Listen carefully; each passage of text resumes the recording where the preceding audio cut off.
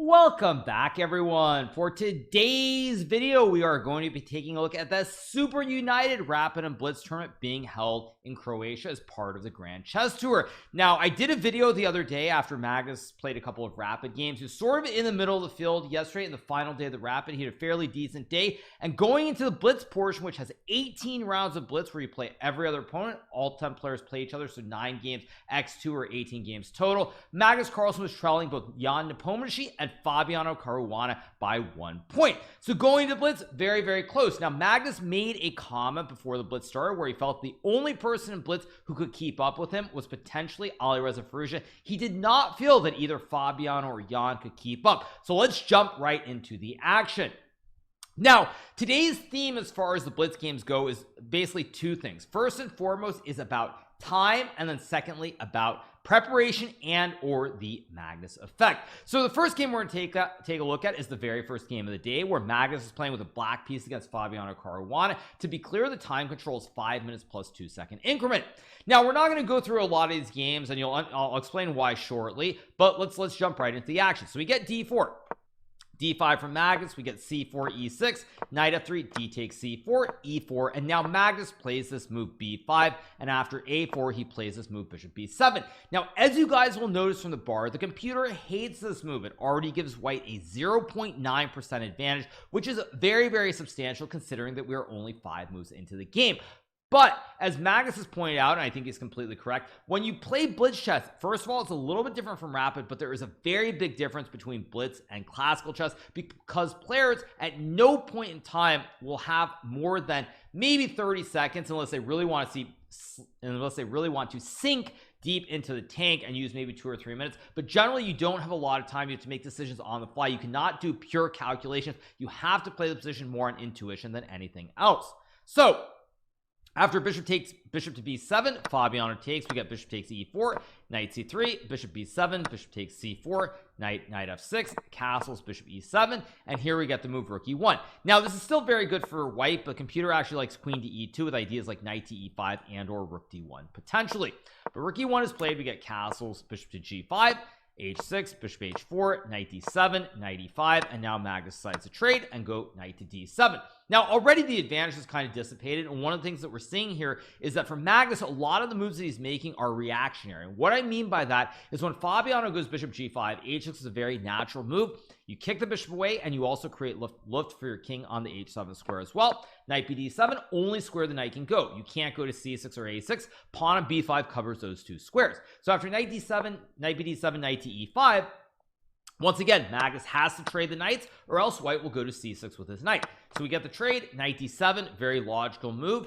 Bishop to g3, Magnus goes knight to b6, bishop to d3, and now Magnus plays bishop to h4. Now, Magnus used a long time on this move, but what you will notice about the time situation in this game is that Magnus is already ahead by 1 minute on the clock, and the position is actually somewhat simplified. Magnus is not in a lot of danger, and so because of that, he's built up this massive time lead, and now he's able to use some time before playing the move bishop h4.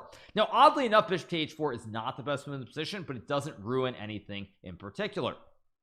So Fabiano goes queen e2, we get the trade, queen to e7, knight to e4, again reactionary moves, rook fd8, very logical. Fabiano goes rook a d1, and here Magnus plays this unusual looking move, king to f8. Now, king to f8 is maybe not the best move, but it's very pragmatic from the standpoint that it dodges any tricks with knight f6. Also, potential tricks with fossils don't exist. So just to illustrate the point, let's say you get some position like this with the king's on g8, there's bishop to h7, which would simply win the rook on d4. So very pragmatic moves that dodges knight f6, dodges fossils, no batteries on the diagonal either, and you can't really attack the king very easily. The pawns cover some very critical squares here on f6 and g5 as well. So after king f8, we get queen to c2, rook to d5, knight c3, rook d4, bishop to f1, and now rook takes d1 is played here by Magnus. Now, the reason that I'm highlighting the time is because there are a couple of moments in this game where Fabiano used too much time, and this is the first specific instance.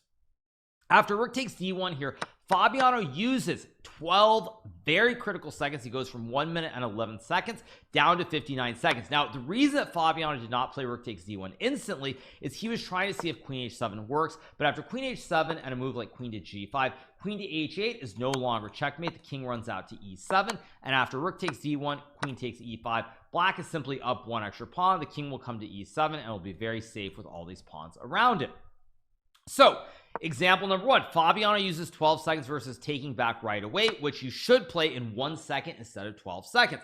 Now the reason I'm going to mention all this is because in a couple of moves we're going to see the time play a huge role. We get queen c5 from Magnus. Fabiano goes queen to e2 to guard the pawn at e5. We get a5, takes, queen to e4, takes, rook to d8, and now Fabiano plays rook c1, and here Magnus plays rook d2. Now this is not probably the best move here, but it makes a lot of sense to create the double threats towards the pawns on both b2 and f2. Fabiano goes queen e1, Magnus plays queen to d4, guarding the rook. He does not play rook takes b2 because then there's knight to a4, which forks the queen and the rook and the queen, and everything's under attack here. So we get queen to d4 being played, and in this position knight to b5 played by Fabiano, queen takes b2 played by Magnus, and Fabiano takes. We get king to g8, and now Fabiano plays this move knight to d6. Now the times here are actually a little bit incorrect on chess.com. I think Magnus had more like 20 seconds and Fabiano had something like 7 or 8, but the point is, in this situation, if Fabiano has an extra 10 to 15 seconds here, if he had played rook takes d1 immediately, he probably would have found the move knight to c3 here, because after knight to c3 white is simply okay in the position, whereas after knight to d6 black can go rook to e2, and now you're going to lose the pawn at e5. Your king is very weak on the back rank, and effectively you're in a lot of trouble. Now Magnus was not super precise in converting this game, because after queen f1, queen takes e5, rook c1, he plays this move rook d2, allowing knight c4, and we end up in a very long endgame here, which Magnus will eventually go on to win. I don't really need to add many comments, but the point is that Fabiano's time usage led to him getting into this bad position. Now at the end of the day, Magnus does find a way to win this endgame. It was drawn at various points. I am not really going to explain a whole lot here. We get to a couple of very critical moments right around here where Magnus walks his king all the way back up, and right here we get to this point where the game should have probably been a draw. Now in this position, what Fabiano did here is he played this move queen d7. Now what he probably should have played was this move king to f2, because now the king is always cut off on the 6th rank, and Magnus can try to reset with something like queen e6, of course, but the show goes on. At any rate, eventually Magnus finds a way to swindle Fabiano after many more moves are played. It looks for a second like Magnus would win. We get to this position here where Fabiano could have played this move g4, which would have drawn the game on the spot. Again, very difficult move to play, but the queen covers a critical d4 square, so it's just a very simple draw. Again, both players with limited time. Obviously you can't be critical of Fabiano for missing this, but it is something to point out, because in queen and pawn endgames, if you can ever trade more pawns off the board, it's more likely to be a draw. Eventually though, Fabiano succumbs here. We get to this critical position here where after king f2 check, king g1, in this position king f3 somehow still draws, but after king g1, king h5, now white is losing, simply because when you go queen to d4 back, there's a zugzwang here with queen to e2, where now white cannot move the king to h1 because of queen e4 check, forcing the queens off the board. And if you move the queen to say b4, for example, which I think is what happens in the game, or I guess Fabiano goes to a4, now there's queen e1, king to h2 has to be played. Again, king g2 not possible because of queen e4. And after king to h2, queen f2, Fabiano has to go king h1. If you go king h3, g4 is simply checkmate, and gg, why not? So after king h1, queen takes g3. Unfortunately for Fabiano, there is no draw here. If you were to try queen to e8, for example, after king g4 and queen to e4, black can simply ignore the queen. You do not take, which would lead to stalemate, but instead simply queen to f4, and with the 2 extra pawns, black should win. So Fabiano goes queen d1, queen g4, and eventually Magnus is able to convert this endgame, and after f4 Fabiano resigns. So I don't want to go too deep into the weeds because we're going to cover quite a few games, but at the end of the day, one thing that I think a lot of people don't realize is that at the highest levels, time is super critical, and there's certain moments when you need to use time, and there are moments when you do not use time. So this is the first game of the day. Magnus wins, gets off to a good start, and immediately he I think is only now half a point behind Ian Nepomniachtchi, who is leading the tournament after the first game of Blitz. So let's move on. So the next game that we're going to take a look at is the second game of the day, where Magnus is playing with the black pieces against D. Gukesh from India. Now this game starts out with a Sicilian. We get e4 c5, we get knight to f3, e6 d4. Magnus decides to play the classic Taimanov / Paulson setup with queen c7, e6 a6, and knight to c6. Gukesh goes g4, we get h6 h4, b5, knight takes c6, queen takes c6, queen to d2, and now Magnus plays this move b4 after a 40-second think. Now At this point, it's very clear that Gukesh has done preparation on this variation. This is not something new to him, and Magnus is a little bit surprised. So Magnus uses 40 seconds to play b4, but after knight to e2, Magnus decides to go for it with queen takes e4. We get rook g1, and now queen to c4. Now, as you guys will notice from the evaluation bar, white is once again significantly better. It's 0.5%. Actually, to be clear, this might have been the third game, not the second game. I think it's the third game, not second, just to be clear. But again, in this position, when you look at it, it looks very, very scary for black, and you should be scared. Black has 6 pieces that are underdeveloped, or not developed at all, I should say, with all these pieces on the back rank. On the other hand, however, for black, it's very easy in terms of what your moves are. They're very much reactionary moves. Black wants to go queen c7 and bishop b7. Those are the next 2 moves almost automatically here, and then white has to prove where the advantage is. So Gukesh plays knight f4, 24 seconds, reasonable to use time. We get queen c7, and now Gukesh castles after using 1 minute and 53 4:15 to 2:53. I can't do, that's a 22, after using 1 minute and 22 seconds. Now this is again an example of where you have to understand the time and when to use time and when not to use time, because in this position white has so many options here. You can go bishop g2, castles, or g5, but you have to make a decision. Now in a classical game, you could use 20 minutes here, think and try to analyze knight h5, g5, bishop g2, castles, etc, etc. But in a blitz game, you cannot be using a minute plus on any given move unless it's going to lead to something concrete where you can blitz out 10 plus moves in a row, like a straightforward endgame, or a situation where you think it's leading to a forced victory due to some tactics. So Gukesh uses over a minute 20 seconds to castle. Now we get knight to f6, we get g5, takes, knight to e4,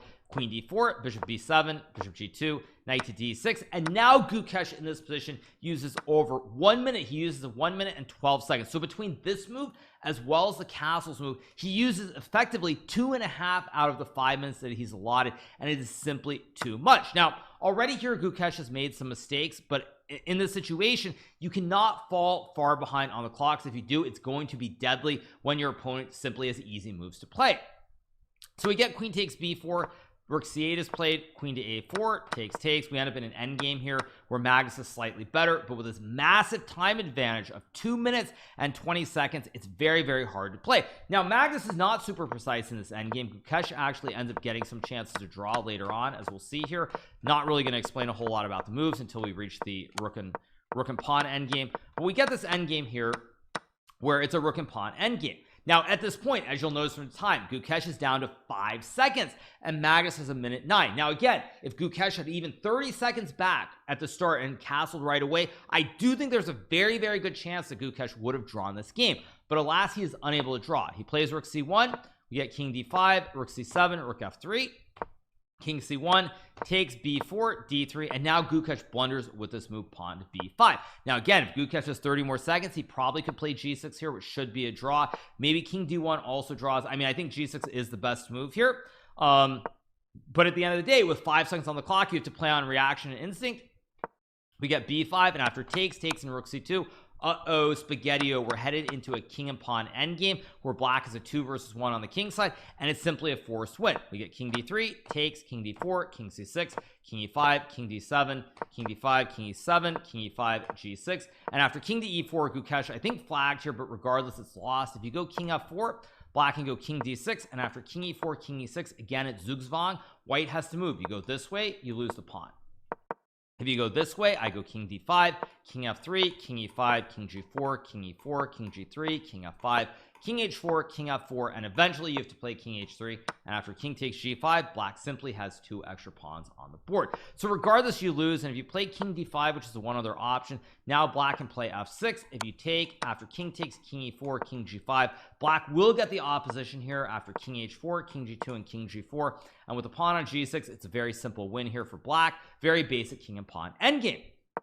So Magnus wins this game, which I believe takes him to 3-0 in the blitz. He's off to a raging start here at this point, and now we're going to move to the next game.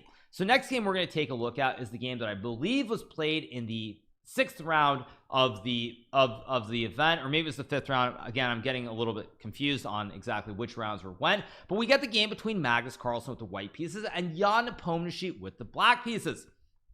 Now this game starts with a move d4 from Magnus, knight f6, c4 e6, knight f3, d5, g3, bishop e7, bishop g2, castles, and now Jan uses, I don't know if it was on this move or it was on bishop e7, but Jan used a little bit of time before deciding which variation to go into. Now this could be something to do with mind games, because very recently we had the World Chess Championship between Ian Nepomniachtchi and Ding Liren. Now Ding Liren started playing a lot of wild offbeat openings. He made it work, but the opening that was probably most predicted by everyone, including myself before the match, which is Ding's main weapon with the white pieces, is the classic Catalan defense or Catalan opening.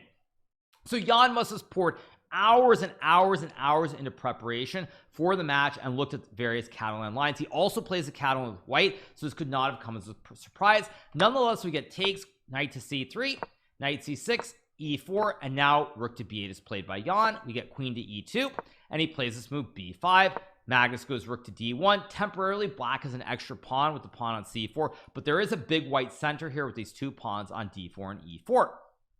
So after rook to d1, we get knight to b4, knight to e1 played by Magnus. We get bishop to b7, a3, knight to c6, and after knight takes b5, Jan made a very distinct look where he looked up at the sky, and to me that was a very clear sign that either he had not looked at knight takes b5 recently, or it simply was not in his files that he had prepared for the World Championship. Now again, he might have switched up the line. Maybe he wants to save his actual preparation for the candidates and other events perhaps, but this was the first move that was surprising.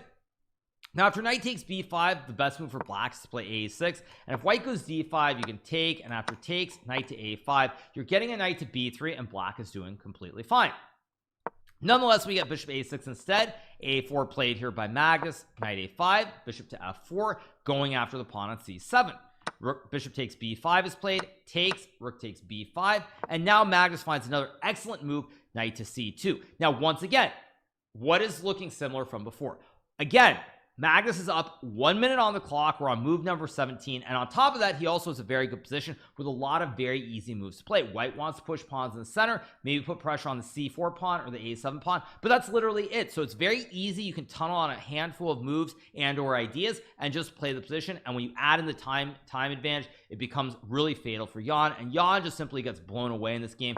Plays queen b8, Magnus goes d5, not the absolute best move, but it's still quite good. We get pawn takes pawn, e5, a very thematic pawn sacrifice temporarily to create a nice structure of a 4-on-3 on the king side. And as we'll see, after knight e4, takes, knight d4, Jan starts to go deep into the tank. Now, it's worth noting that one thing that Magnus did very well in this game too is he built the time edge, but at the critical moment, he uses his time. He uses 40 seconds before taking on e4 to calculate these variations with knight d4 and f5. So it's very, very give and take. You have to know when to use time, when not to use time, and that's a lot of that. I think is why blitz generally suits the more intuitive players in general. So after takes knight d4, Jan uses a lot of time here. He uses nearly 2 full minutes. He goes from 2 minutes and 28 seconds down to 36 seconds before blundering the game here with knight b3. Now again, very scary position looking at optically. Rook takes b2 would have been better, but after queen g4, it looks like white's getting a knight to f5. There are all kinds of threats towards the king, and your knight is simply hanging on a5 as well, and it feels like you're probably losing. Now in typical computer fashions, it says that after h5, obviously queen takes h5 and queen b6, white is better, but it's not GG yet, and you can actually perhaps save the game. But again, with 36 seconds on the clock, there's nothing you can do. And I actually would say that in this position, if I were playing here, I think that I would have just taken the pawn right away after maybe 10 seconds and just, you hope that it's okay. If it's not okay, it's not okay, but probably you snap, and after queen g4, then you use the time. Maybe you find h5, maybe you don't, but you cannot end up in a situation where you play knight b3, because now after knight c6, queen e8, queen takes c4, you have to move the rook. If you take the rook on a1 here, white can simply take the rook, and after knight to c2, white goes queen c4, and your knight is dead. You simply have no squares available whatsoever. All the squares are covered by one of white's pieces, and it's GG, why not? So Jan goes rook b6, but after knight e7, queen e7, and rook takes a7, Magnus is going to end up material here. We get queen e6, takes, rook takes c7. White has an extra pawn on b2 here. Knight is blockading it temporarily, but the e4 pawn is also potentially very weak. Now Jan does put up some resistance and Magnus is not super accurate, but at the end of the day, Magnus, due to the massive time advantage, once again 1:35 to 1 minute 35 seconds versus 17 seconds, is simply overwhelming, and Magnus wins yet again. And eventually his technique not perfect, but Jan with no time on the clock is unable to defend it like a boss. So eventually Magnus goes on to win this game, and I believe that when he won this game, this did put him on, I believe this put him on 6 points out of 6. Again, I'm not going to fact check right now because we're doing the recording, but with this win, Magnus on a perfect score of 6 out of 6. It's really looking like he has a chance to potentially run the entire table and beat all 9 players and go perfect. So now we're going to move on to round number 7, and this is a game where Magnus is playing with the black pieces against Alireza Firouzja. So we get e4, c6, d4, d5, and now let's move f3. This is of course the fantasy variation of the Hikaru. It's been played by multiple players in the tournament. Vichy had to face it when Fabiano played the fantasy attack when Vichy played the Hikaru against him early in the tournament. I think Magnus might have had a game on the white side of the fantasy, and now Alireza plays the fantasy against Magnus as well. So we get f3. Magnus plays this dubious move, queen to a5. Normally here black plays something like e6, d takes e4, or even queen b6, but queen a5 is supposed to be a little bit dubious. And after c3, Magnus plays this shocking move, pawn to e5, sacrificing a pawn. Now this is another example where two things are in play. First and foremost, somehow Magnus knew that Alireza was not going to find the best move, and that's the first thing I would say. But then secondly, he also somehow knew that Alireza would not use a lot of time. So this is a very tricky spot. Again, in a classical game of chess, you could use 20 minutes here. Maybe consider takes, and f4. And as you'll notice, computer actually says here that it's really, really good for white. Actually, the evaluations come down a little bit. It was saying like 0.6 to 0.7 on my engine a little bit earlier. Now it's saying 0.3, but white is better because you have very obvious moves like knight to d2 going after the pawn. But in a blitz game here, what do you do? Do you use a minute and a half, 2 minutes? Do you move right away? What do you do? And again, it's very much the give and take, where in a classical game, Alireza could have used 20 minutes, gone and got some tea, thought about the position, cleared his head, and probably come up with the right solution. But instead, Alireza goes wrong. He uses about 37 seconds, goes down to 4 minutes and 20 seconds before playing this horrible move b4. After b4, queen c7, he takes, Magnus takes, and again, it's a very difficult position. After bishop d3, we get this trade. Magnus goes bishop e6. Now, in this position, bishop takes b4 is apparently very good, but from a human perspective, it looks very scary. After takes, queen a1, queen c2, ideas like bishop b2 incoming, knight f3 castles, and meanwhile, you have no pieces developed. Only your queen has left its original starting square. So Magnus goes bishop e6, knight f3, queen c7, and again, very easy, very smooth, very logical moves. He just wants to move the knights, move the bishop, and then castle kingside or queenside. Alireza castles, knight d7, we get knight g5, knight g to f6, takes, bishop c4, bishop d6, and just like that, it's all gone for Alireza. Magnus is much better, if not winning already, due to the fact that Magnus can castle queenside. White has no development on the queenside, and you have massive problems in the center of the board. If you play a move like h3, black can go check, king h1, and then knight takes e4 with ideas like knight f2 or knight g3, and it's just hopeless for white. So we get g3, and here Magnus ends up castling after 14 seconds. Now, Magnus could have done the exact opposite here and used maybe a minute and a half and tried to figure out if bishop takes g3 is winning, which in fact it is. But at the end of the day, after pawn takes bishop, queen g3, king h1, if you don't spot this move knight to e5, where is the forced win? And additionally, Alireza is down to a minute 35, but if he has an extra piece here, it's very clear what white has to do. You have to get these pieces over to the queen side right away. So if there is no killer blow, no knockout punch effectively for Magnus here, Alireza probably will be able to bring his pieces to the queen side or the king side very quickly, and he should be able to save the game. So Magnus plays the pragmatic move castles. We get bishop takes e6. Magnus plays rook h e8. Alireza goes bishop h3, and now Magnus takes the pawn. And again, the problem with this position for white is no development on the queen side, and these pawns on b4 and c3. If you could magically put the pawn back on b2, then you could play knight d2, but now knight d2 simply hangs the pawn on c3, and you lose once again. So after knight e4, we get rook f7, king to b8 played by Magnus, just sidestepping any pins on this long diagonal.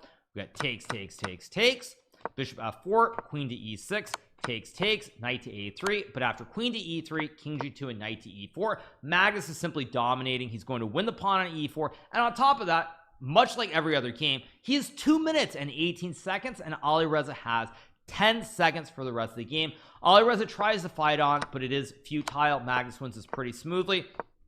Plays this move a6. Eventually when we end up in an end game, Magnus misses a forced checkmate, but it's more than good enough because eventually all the pieces come off the board, and after knight takes a2, knight takes b4, we end up in an end game where the 3 pawns are much too fast and the king and the pawn are simply too slow. But the game concludes with king g5, knight d3, king g6, knight to e5, takes, knight f3, h3, b5, and now black just starts pushing the pawns down the queen side, and there's nothing white can do. Also because the knight on f3 stops the pawn from advancing to h4 and h5 and h6, etc. So king b6, king f5, king c5, king f4, we get knight to d2, h4, b4, knight c2, b3, and now after knight to a3, king b4, the knight on the rim is simply trapped. It has no squares where it can go to, and the h-pawn is simply too slow. Now, to everyone's amusement, Alireza actually played on for a few more moves. We got h5, takes, h6, b2, h7, queen, queen, queen to e4, king g3, knight to b3, and now queen c3 is played by Alireza, and after c5 he resigned the game, and Magnus wins a 7th game in a row in the blitz and moves to 7 out of 7. Now, as I was doing live coverage of this game, I also noticed Alireza had an interesting look after the game. He had the look, he looked away, and it was very clear that he was confused as to what happened in the opening, because e5 was either something that he had never looked at or he knew it was dubious. But in a blitz game where you cannot think for many minutes to try and solve things, and you have to move on the fly, a lot of times these sorts of dubious openings can be extremely dangerous in blitz and or rapid less so, because generally you have 20 minutes, but in blitz games almost anything is playable as long as it's not outright losing. So Magnus wins a 7th game in a row, and now we move to the 8th round where Magnus has the white pieces against Richard Rapport. Now this game actually is slightly different because we get e4, knight f6, e5, knight d5, d4, d6, knight to f3, and this of course is the Aliekin's defense. We get pawn takes pawn, knight takes c6. Now I remember many years ago there was a game between Magnus on the black side and Veselin Topalov on the white side in this exact variation. I want to say it was in Lennart's in like 2000, maybe 2005 or 6, I don't know the exact year, but it's kind of interesting that Richard decides to play something that Magnus has played in the past. But also it's interesting because he gives Magnus a lot of space here. So we get bishop d3, g6, castles, bishop g7, rook e1, castles, c3, and now knight d7 is played. The knights are traded, knight d2, queen c7, and knight to f3. And also Magnus, on top of having more space in the center, he's going to end up with the bishop pair here after bishop g4, h3, takes, e5, takes, bishop c4, and now white has the bishop pair. Magnus is not up as much time on the clock, but it's a very risk-free position to play, or so you would think. So after bishop c4, Richard uses 40 seconds before playing rook fe8. Magnus decides to take right away. Now this one thing that Magnus is generally very good at is smelling the rats, sensing when there's danger, if something's a little bit off in the position. That is just pure intuition, that sixth sense, whatever you want to call it. But here Magnus does not sense that, and he takes very quickly on d5. Richard uses a minute before playing bishop h2. We get king f1, takes. Magnus goes g3, trying to trap the bishop in the corner here, a la Boris Spassky, because as we all know, Bobby Fischer got his bishop trapped on the edge of the board. But in this situation, it's actually completely fine for Richard. He goes rook d8 after a 40-second think. Magnus plays bishop e3. Now Magnus is very clear, did not realize how dangerous this was after bishop e3. He could have played king f1, which looks good on first glance, but after queen c4 check, king g2, black can play rook to e1, and after king takes h2, there's now this move queen to f1, and after queen g2, queen to e2. Even though the weaker computer says that white is that white is better, this actually is completely fine for black. And the reason for that, actually, let me go a few moves deeper, is after takes, queen g2, queen to f5, your bishop and your rook cannot be brought into the game very easily here. If you were to take the pawn on b7, there's rook to e2 check, winning the game. After king g1, queen f2, king h1, and queen f1. And if you don't take the pawn, how do you develop this bishop? It's very much pinned here. If you play a move like b3, for example, there's queen to d3 followed by rook to e2, and once again black is completely winning. So Magnus goes bishop e3, and Richard correctly spots the tactic with bishop takes g3 here, and this is a fantastic move, because after bishop takes g3, if Magnus decides to take with the queen, you swap the queens and take the bishop on e3, and now black is simply up a pawn. The rook is getting to the second rank, and it's a total catastrophe for Magnus. And after f takes g3, which is the other capture, now there's queen b6 pinning the bishop on e3. If you try to guard, it doesn't matter which square you go to on the second rank, there's always queen takes b2 check, and you win the rook on a1, and with it, GG, why not? So it looks like Magnus is finally going to be stopped after winning 7 in a row.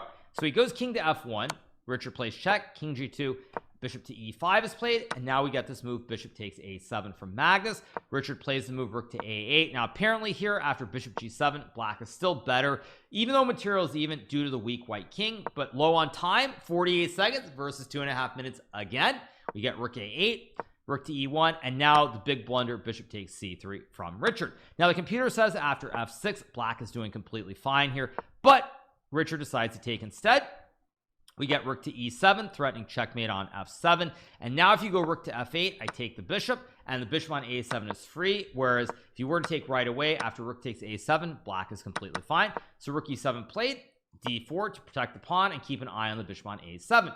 Magnus plays queen takes b7, and Richard decides to sack the rook for the bishop on a7. Now it's a very creative solution. Richard very low on time, 21 seconds versus a minute 39 to sack the rook, and here Magnus makes a mistake. He takes the rook on a7. Now in this position, if Magnus had played queen b8 check, king g7, and queen to e5, this is simply GG after the king moves to h6, because now you can simply take the rook on a7, and black does not have a critical check on d5 to go queen g5 down the road.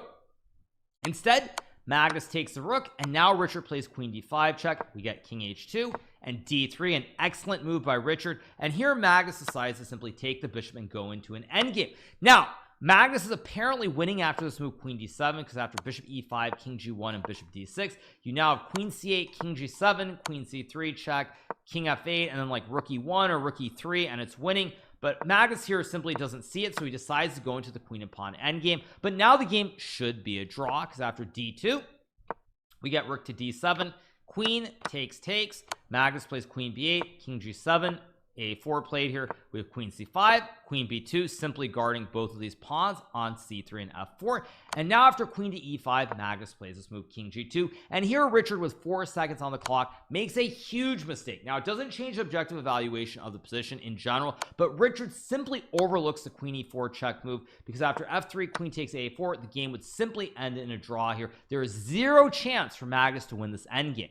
But instead, Richard, with seconds on the clock, starts panicking. He goes queen d5, we get f3 check, king f1, queen f6, king e2 check, king d3, and once again Richard misses the all-important move queen to d7 check to win the pawn in a4. And once again, if he were to play queen d7, the game would end in a draw. But we get queen d5 check, king c2, queen takes f3, and now after c4, it's still probably a draw, but Magnus is getting these two queenside pawns marching up the board in a hurry. Black's pawns are not very quick going down the board, and it simply becomes too hard to defend.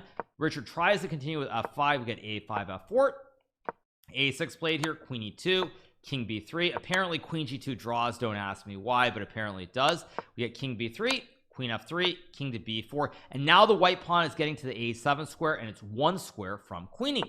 We get g5 to protect the pawn, so you can simply move the queen away, because here if you move the queen, you hang the pawn on f4.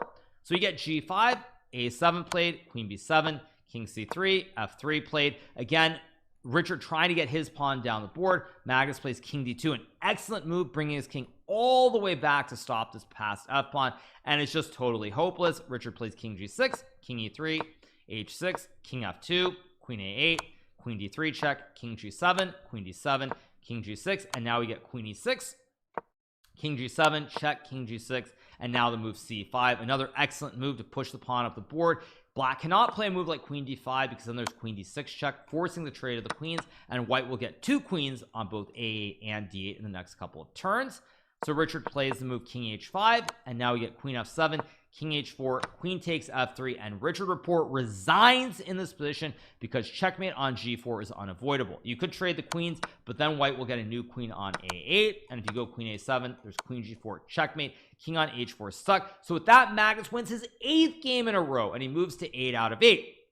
Now, I actually was playing in the bullet brawl. There will be videos on that up on our channel soon as well, so I wasn't able to cover the 9th round game or see it live between Magnus and Lupulescu, the local Romanian player, but Magnus would go on to win that game. He completed a perfect day of 9 points out of 9 points, defeating every single player. Now, Again, probably there's a little bit of luck in some of these games, like the game against Richard, but overall Magnus was extremely consistent. But even beyond being consistent, the one thing he did very, very well throughout the entire day was made very practical decisions, did not use too much time. He did not really get into many major scrambles other than one against Sarich, which actually in that game he probably should have lost at a critical moment. But other than the game against Sarich, very, very good time usage, very consistently good moves, and he plays amazing chess. He goes 9 out of 9, an incredible feat to go perfect against the field of players that he played against. So nothing but kudos to Magnus for a fantastic day. And with his 9 out of 9 performance, Magnus is clearly leading the Super United Rapid and Blitz event in Croatia. He's ahead by I think 3 or 4 points going to the final day tomorrow with 9 rounds. Now